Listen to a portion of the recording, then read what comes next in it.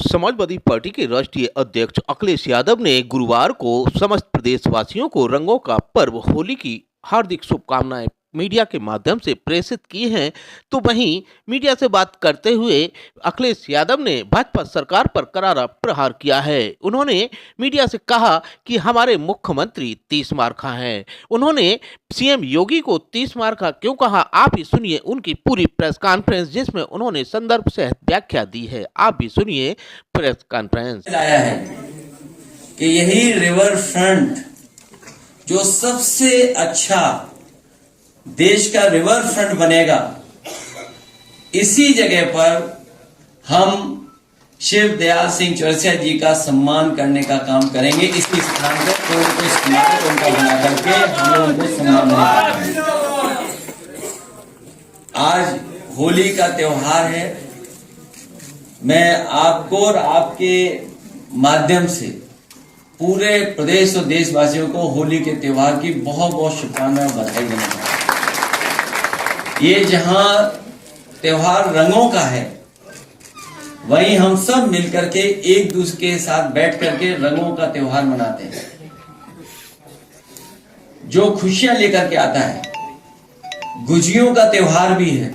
हम एक दूसरे का मुंह मीठा कर करके इस त्योहार को मनाते हैं। हमें उम्मीद है कि जो हमारी देश की पहचान रही है, गंगा जमुनी तहजीब, हमारे भाईचारा, एक दूसरे के साथ प्यार मोहब्बत के साथ हम लोगों ने हर त्योहार मनाया है। हर समाज के लोग एक दूसरे के त्योहार पे एक दूसरे को बधाई देते हैं।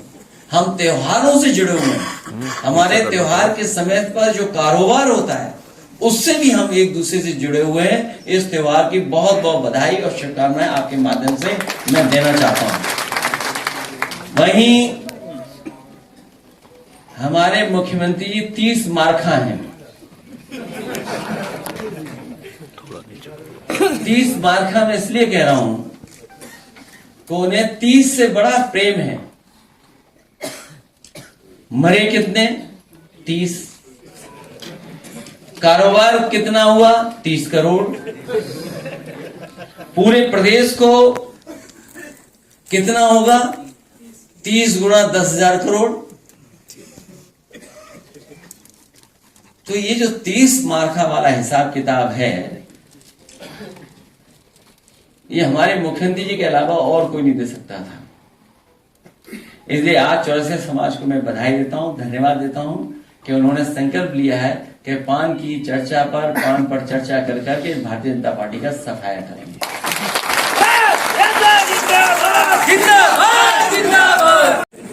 जो तिगड़ी है, ये काम बिगाड़ रही है।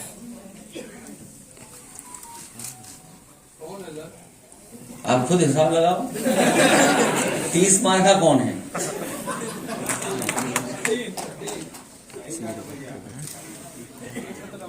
अभी सुप्रीम कोर्ट में जो है राज्य सरकार को लथाड़ लगाई है और कहा है कि डॉक्टर अली अहमद फातमी जो इलाहाबाद यूनिवर्सिटी के प्रोफेसर थे उर्दू के, प्रयागराज में, उनका मकान ढहा गया बुलडोजर से। और उन्होंने कहा कि ये बुलडोजर से जो मकान गिराए जा रहे हैं, क्यों ना हम इनसे, आपसे पैसे से मकान को बनवाया जाए। ये टिप्पणी की सुप्रीम कोर्ट ने। सुप्रीम कोर्ट ने समय समय पर सरकार को निर्देश भी दिए हैं। समय समय पर सरकार के खिलाफ सुप्रीम कोर्ट ने बहुत महत्वपूर्ण ऑब्जर्वेशन भी की है। उसके बावजूद भी सरकार मानने को तैयार नहीं है। अगर सुप्रीम कोर्ट कहे कि घर बनाना पड़ सकता है, मुझे उम्मीद है कि सुप्रीम कोर्ट न्याय देगा। और आने वाले समय में जनता भी इन चीजों को देख रही है, क्योंकि जनता खुद महसूस कर रही है कि भारतीय जनता पार्टी की सरकार में संविधान है।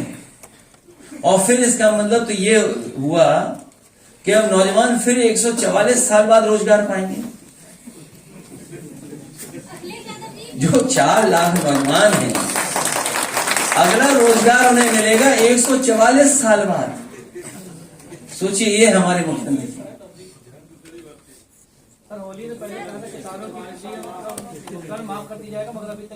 भारतीय जनता पार्टी से अच्छा झूठ, भारतीय जनता पार्टी से अच्छा झूठ का प्रचार बोलने वाला कोई नहीं।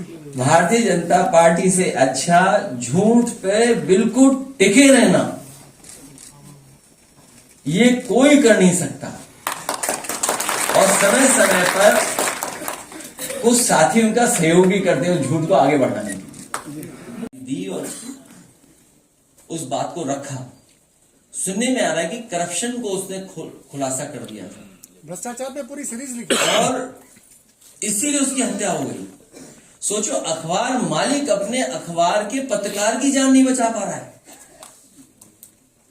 अखबार मालिक अपने सच्चे पत्रकार या पत्रकार की जान नहीं बचा रहा, तो क्या उम्मीद करोगे सरकार से आप?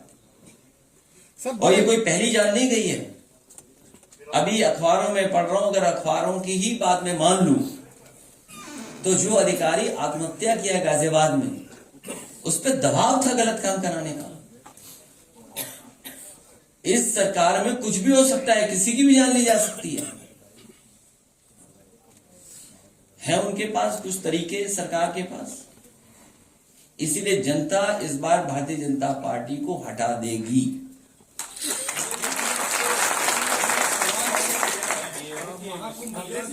गेहूं की एमएसपी ये पर्याप्त नहीं है।